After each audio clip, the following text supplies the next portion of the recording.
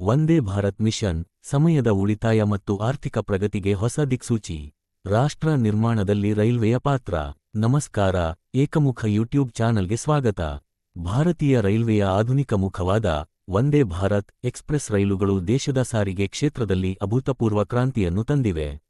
Make in India ಯೋಜನೆಯ ಈ ಹೆಮ್ಮೆಯ ಸಂಕೇತವು ಕೇವಲ ವೇಗಕ್ಕೆ ಮಾತ್ರವಲ್ಲದೆ ದೇಶದ ಆರ್ಥಿಕತೆಗೆ ವೇಗವರ್ಧಕವಾಗಿ ಕೆಲಸ ಮಾಡಬೇಕಿದೆ.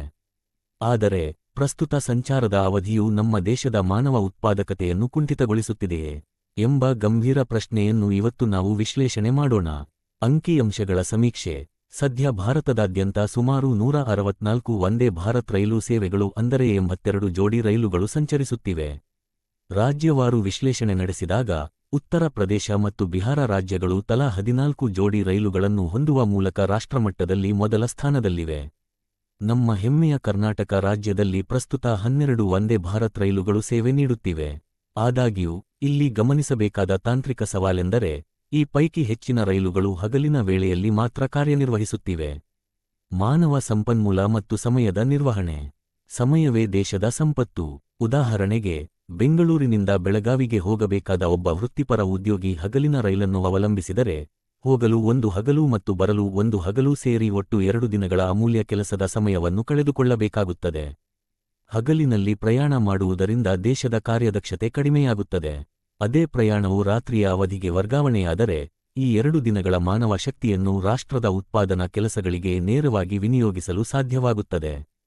ಕಾರ್ಯತಂತ್ರದ ಪ್ರಸ್ತಾವನೆ. ರಾತ್ರಿ ಸಂಚಾರದ ಮಾದರಿ. ನಮ್ಮ ಸಂಶೋಧನಾತ್ಮಕ ಪ್ರಸ್ತಾವನೆಯೆಂದರೆ ವಂದೇ ಭಾರತ್ ರೈಲುಗಳನ್ನು ಸಂಜೆ 6 ಗಂಟೆಯಿಂದ ರಾತ್ರಿ 9 ಗಂಟೆಯ ನಡುವೆ ಆಯ್ದ ನಿಲ್ದಾಣಗಳಿಂದ ಹೊರಡುವಂತೆ ಮರುನಿಗದಿಪಡಿಸಬೇಕು.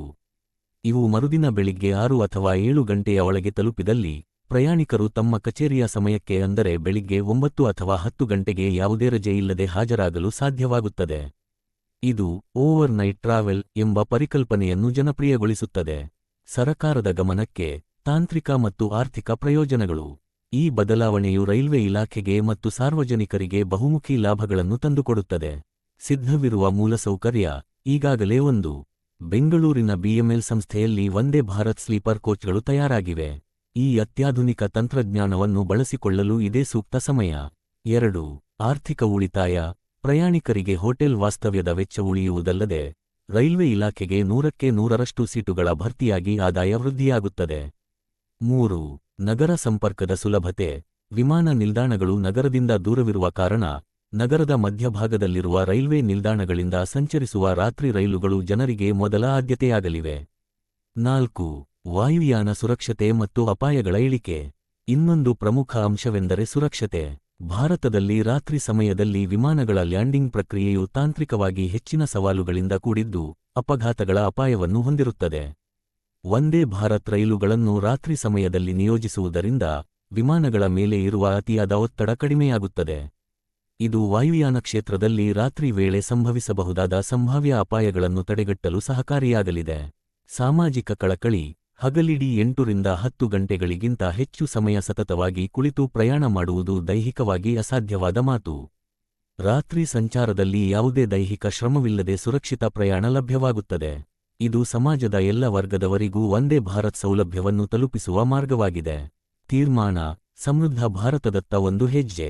ಒಟ್ಟಾರೆಯಾಗಿ ಹೇಳುವುದಾದರೆ ವಂದೇ ಭಾರತ್ ರೈಲುಗಳನ್ನು ರಾತ್ರಿ ವೇಳೆಗೆ ವರ್ಗಾಯಿಸುವುದರಿಂದ ಹಗಲಿನ ಕೆಲಸದ ಸಮಯ ಉಳಿಯುತ್ತದೆ, ಆರ್ಥಿಕ ದಕ್ಷತೆ ಹೆಚ್ಚುತ್ತದೆ ಮತ್ತು ಪ್ರಯಾಣವು ಹಿತಕರವಾಗುತ್ತದೆ. ಈ ಮಾಹಿತಿ ಮತ್ತು ತರ್ಕಬದ್ಧ ವರದಿ ಸರ್ಕಾರಕ್ಕೆ ತಲುಪಿ ಸಾರ್ವಜನಿಕರ ಹಿತದೃಷ್ಟಿಯಿಂದ ಶೀಘ್ರವೇ ರಾತ್ರಿ ಸಂಚಾರದ ಆದೇಶ ಹೊರಬರಲಿ ಎಂದು ಆಶಿಸುತ್ತೇವೆ. ನಮ್ಮ ದೇಶದ ಪ್ರಗತಿಯಲ್ಲಿ ಪ್ರತಿಯೊಂದು ನಿಮಿಷವೂ ಮುಖ್ಯ. ಜೈ ಕರ್ನಾಟಕ. ಧನ್ಯವಾದಗಳು.